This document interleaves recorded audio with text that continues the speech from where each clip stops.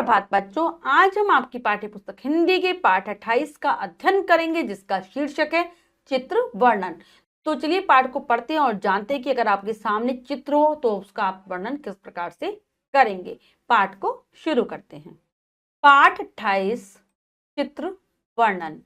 मनुष्य को ईश्वर ने कल्पना शक्ति का वरदान दिया है। किसी भी वस्तु, दृश्य या चित्र को देखकर उसके मन में अनेक भाव जन्म लेने लगते हैं। हर व्यक्ति का अपना एक अलग दृष्टिकोण होता है। अपने अनुभव के कारण किसी घटना व वातावरण के प्रति उसकी अपनी प्रतिक्रिया होती है। अपने इस अनुभव व प्रतिक्रिया को सशक्त व प्रभावशाली भाषा के माध्यम से व्यक्त कर पाना ही चित्र वर्णन का उद्देश्य है। तो बच्चों, हम सभी को भगवान ने क्या दी है? कल्पना शक्ति दी है कि हम किसी भी वस्तु को देखें, किसी भी सामने कोई हमारे सामने कोई चित्र हो, कोई दृश्य हो, वो आए तो हमारे मन में अनेक प्रकार के विचार आने लगते हैं। और हर व्यक्ति के मन में अलग प्रकार के विचार आते हैं। हर व्यक्ति का अपना अलग ही दृष्टिकोण होता है उस चित्र को, उस समस्या को, उस घटना पर अपने विचार व्यक्त करने का।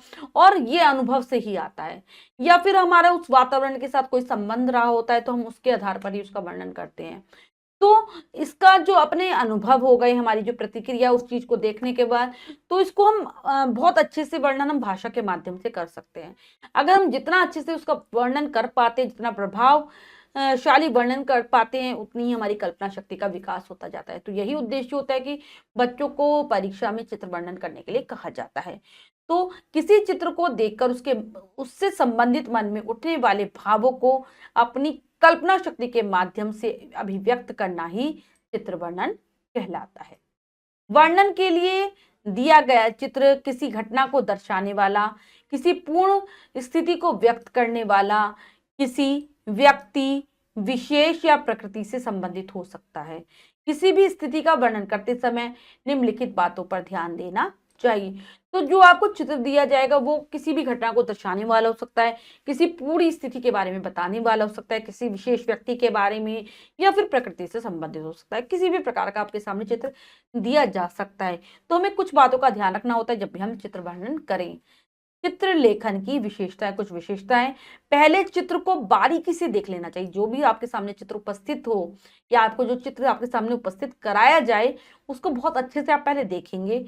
चित्र में नजर आ रही मुख्य बातों को बिंदुओं में लिख लेना चाहिए। पहले आप छोटे छोटे से बिंदुओं में जो बातें आपको चित्र में नजर आ रही है वो लिख लेंगे।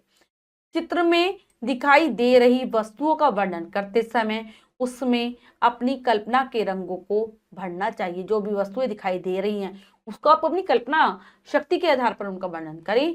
चित्र में दिखाई दे रहे व्यक्तियों के मुख के हाव भाव के आधार पर चारित्रिक विशेषताएं, सुख दुख व आशा निराशा का वर्णन करना चाहिए। जो व्यक्ति आपके सामने चित्र में उपस्थित हो उनका देखिए कि उनके चेहरे पर कैसा भाव है, ठीक है। उसके आधार पर वो सुखी हैं, वो दुखी है, किस प्रकार से आशा वाला उनका व्यक्ति दिखाई दे रहा है, या वो निराशा से घिरे हैं, फिर उसके आधार पर वर्णन करेंगे। यदि किसी महापुरुष अथवा चर्चित व्यक्ति का चित्र है तो उस व्यक्ति के प्रति निजी विचारों तथा भावों को प्रस्तुत किया जा सकता है। अगर आपके सामने किसी महापुरुष का या कोई ऐसा प्रसिद्ध व्यक्ति जिसको आप जानते हो तो आपके मन में उसके प्रति जो विचार है आप उनको बता सकते हो। प्राकृतिक दृश्यों में कल्पना की उड़ान भरने का पूरा लाभ उठाया जा सकता है। तो प्राकृतिक दृश्यों का तो बहुत अच्छे से आप वर्णन कर सकते हो। भावों को अभिव्यक्त करते समय अच्छे शब्दों व भाषा का प्रयोग सराहनीय होता है। तो हम जब भी भावों को व्यक्त करें, उस चित्र के प्रति अपने भाव बताएं, तो बहुत अच्छे से शब्दों का चयन करें और बहुत अच्छी भाषा, सरल भाषा, सहज भाषा और मधुर भाषा का प्रयोग होना चाहिए। वाक्य रचना करते समय उक्तियों, मुहावरों व लोकोक्तियों का प्रयोग भी भाषा को सुंदर बनाता है। तो हम उसमें उक्तियों यानी कि लोगों के द्वारा कही गई बातें, मुहावरे, लोकोक्तियां, इन सब का भी प्रयोग कर सकते हैं। उचित विराम चिन्हों का प्रयोग भी आवश्यकता है। सही से विराम चिन्ह लगाएं, वरना क्या होती है, अर्थ का अनर्थ हो सकता है। चित्र वर्णन करना भी एक कला है जिसे अभ्यास के माध्यम से बेहतर बनाया जा सकता है। तो इसको भी अभ्यास, हर चीज में अभ्यास की आवश्यकता होती है, तभी आप किसी भी चीज में प्रवीण बन सकते हैं। एक बात का विशेष ध्यान रखा जाना चाहिए कि चित्र वर्णन करते समय अतिशयोक्ति का सहारा न लिया जाए, अन्यथा अस्वाभाविक चित्रण अर्थ का अनर्थ भी कर सकता है। मतलब आप किसी अतिशयोक्ति का सहारा लें, मतलब किसी भी बात को ज्यादा बढ़ा चढ़ा कर ना बताएं, वरना आप जो बताना चाह रहे हैं उस चित्र के बारे में वो आप सही से नहीं बता पाएंगे और कई बार अर्थ का अनर्थ हो जाता है। अब नीचे नीचे दिए गए चित्र वर्णों पर ध्यान दीजिए। तो यहाँ पर चित्र है और उसके नीचे उसका वर्णन दिया गया कि कैसे करते हैं, ये देखेंगे। पहला है, यहाँ पर क्या चित्र है, आपको यहाँ पर दिखाई दे रहा है रेलवे प्लेटफॉर्म का चित्र है ना, इसके बारे में वर्णन है। यह चित्र रेलवे प्लेटफॉर्म का है। यहाँ एक गाड़ी खड़ी है, गाड़ी के अंदर यात्री बैठे हुए हैं। दो कुली सिर पर सामान रखकर हाथ में अटैची पकड़कर चल रहे हैं। जिस व्यक्ति का सामान है वह उनके साथ चल रहा है। एक व्यक्ति हाथ में अखबार लिए बेचने के लिए घूम रहा है। दूसरी तरफ एक बच्चा अपनी बूट पॉलिश की दुकान लगाए बैठा है। एक व्यक्ति हाथ में समाचार पत्र लिए पढ़ रहा है। बच्चा उसके जूते की पॉलिश कर रहा है। किनारे पर एक कूड़ेदान रखा हुआ है, लेकिन कूड़ा चारों ओर फैला हुआ है। सरकार की ओर से साफ सफाई की ओर ध्यान दिया जाता है, मगर जब तक प्रत्येक नागरिक अपना कर्तव्य नहीं निभाएगा तब तक सभी प्रयत्न विफल होते रहेंगे। तो ये हो गया पहले चित्र का वर्णन। अब अगला चित्र है हमारा प्रातःकालीन दृश्य का चित्र है। यह दृश्य प्रातःकाल सूर्योदय का है। आसमान का रंग सूर्य की लालिमा लिए हुए एक अनूठी छटा बिखेर रहा है। कुछ पक्षी उड़ रहे हैं और कुछ पेड़ की डाल पर बैठे उड़ने की तैयारी में हैं। दो घर दिखाई दे रहे हैं, सामने कुआं है, उसके पास एक बड़ा वृक्ष है। दो स्त्रियां सिर पर खड़े रखकर कुएं से पानी लेने जा रही हैं। चरवाहा भेड़ों को चराने के लिए ले जा रहा है। पूरा दृश्य मनमोहक छटा बिखेर रहा है। प्रातः काल का समय सबसे उत्तम समय माना जाता है। इस समय भ्रमण करने से मनुष्य का स्वास्थ्य अच्छा रहता है। निरोग काया जो चाहो, शक्ति का भंडार जो चाहो, प्रतिदिन करो सैर, स्वस्थ रहोगे सभी पहर। तो ये कितना सुंदर वर्णन किया है ना बच्चों चित्र का। ऐसे ही आप अभ्यास करेंगे। अब हमने अच्छे से चित्र वर्णन पढ़ लिया है, अब हम अभ्यास कार्य कर लेते हैं। आओ अभ्यास करें में से दिए गए चित्रों का अवलोकन करके अपने शब्दों में उनका वर्णन कीजिए। तो बच्चों ये कार्य आपको स्वयं करना है, अपनी अभ्यास पुस्तिका में करना है, सुंदर अक्षरों में। एक बार मैं आपको बता देती हूँ कि आप कैसे कर सकते हैं। बच्चों ये चित्र एक घर का है और यहाँ पर दीपावली का पर्व मनाया जा रहा है। घर के आंगन में दो बच्चे बहुत खुश दिखाई दे रहे हैं, उनके हाथ में फूलझड़ियां हैं। घर पर झालर लगी है और साथ ही साथ दियों से भी घर को सजाया गया है।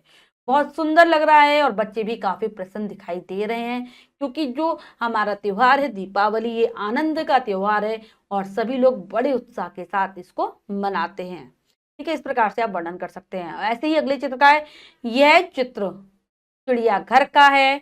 ठीक है, चिड़ियाघर में हमें यहाँ पर काफी सारे जानवर दिखाई दे रहे हैं, जिसमें है शेर और क्या है, बाघ है, हाथी है और साथ ही साथ वहां पर एक तालाब हमें दिखाई दे रहा है। चित्र में तालाब है, बहुत सुंदर सा तालाब है, जिसमें हमें बगुला और बत्तख तैरते हुए दिखाई दे रहे हैं। बहुत सारे पर्यटक चिड़ियाघर में घूमने के लिए आए हुए हैं और सब जानवरों को देख रहे हैं और तालाब में तैरते हुए बगुले और बत्तख को देख रहे हैं। चिड़ियाघर घूमना सबको ही पसंद होता है, सभी बच्चों को चिड़ियाघर घूमने में बहुत आनंद आता है। इस प्रकार से आप कर सकते हो। उसके बाद जो अगला चित्र है वो हमें दिखाई दे रहा है यहाँ पर। यह चित्र विद्यालय के बगीचे का है। ठीक है, यहाँ पर हमें तीन बच्चे दिखाई दे रहे हैं, एक लड़की है और दो लड़के हैं, जो स्कूल की पोशाक होती है, जो ड्रेस होती है वो पहन रखी है। वो क्या कर रहे हैं, वृक्षारोपण का कार्य कर रहे हैं, पौधे लगा रहे हैं। एक बच्चा पौधे लगा रहा है और दूसरा बच्चा उन पौधों में पानी दे रहा है। हमें साथ ही साथ चित्र में आकाश दिखाई दे रहा है, जो कि बहुत सुंदर है, नीला है, कुछ पक्षी उड़ रहे हैं और साथ ही साथ आकाश में हमें बादल भी दिखाई दे रहे हैं। एक लड़की भी पौधा लगाने के लिए ही आई है और उसने हाथ में अपने गमला पकड़ रखा है और जिसमें एक छोटा सा पौधा है। इस प्रकार से आप वर्णन कर सकते हैं। हम सभी को वृक्षारोपण करना चाहिए, पौधे लगाने चाहिए, क्योंकि पौधे हमें क्या देते हैं, जब ये बड़े होकर वृक्ष बन जाते तो हमें स्वच्छ वायु प्रदान करते हैं। अब इसके बाद जो अगला चित्र है, ठीक है, वो हमें दिखाई दे रहा है कि ये चित्र है समुद्र के बाहर का दृश्य दिखाई दे रहा है। समुद्र के आसपास का ये दृश्य है और यहाँ पर जो यहाँ का वातावरण है बहुत ही हमें मनमोहक लग रहा है। ठीक है, बादल छाए हुए हैं, समुद्र में एक नौका तैर रही है, कुछ बच्चे समुद्र में क्या कर रहे हैं, पानी में आनंद ले रहे हैं, ठीक है। वो ट्यूब उन्होंने पहन रखी है, ठीक है। और साथ ही साथ क्या हो रहा है, यहाँ पर कुछ 2 बच्चे बाहर बैठे हुए हैं, समुद्र के बाहर जो रेत होती है उस पर बैठे हुए हैं। एक आरामदायक कुर्सी पे बैठकर जूस पी रहा है एक आदमी, उसके ऊपर एक छाता लगाया हुआ है जिससे उसके ऊपर धूप ना आए। साथ ही पहाड़ दिखाई दे रहे हैं, पहाड़ों के पीछे से झांकता हुआ सूरज बहुत ही सुंदर दिखाई दे रहा है। एक महिला जिसने अपने हाथ में पर्स ले रखा है और आंखों पर चश्मा लगाए हुए हैं, वह चलती हुई इस समुद्र की तरफ ही आ रही है। इस प्रकार से आप वर्णन कर सकते हैं। जितना आप अभ्यास करेंगे आप उतना अच्छे से चित्र का वर्णन कर पाएंगे। तो बच्चों, ये हमने बहुत अच्छे से समझकर पढ़ा पाठ और ये भी देखा कि किस प्रकार से चित्र वर्णन किया जाता है। आप अपनी अभ्यास पुस्तिका में ये कार्य करने का प्रयास करेंगे, सुंदर अक्षरों में कार्य करेंगे। बच्चों, आज हमने पाठ के माध्यम से जाना कि चित्र वर्णन किस प्रकार से किया जाता है। आशा करती हूँ यह पाठ आपको बहुत अच्छे से समझ आ गया होगा। पाठ को फिर से जरूर पढ़ेंगे। मिलते हैं अगली कक्षा में नए पाठ के साथ। तब तक के लिए स्वस्थ रहिए, प्रसन्न रहिए। धन्यवाद।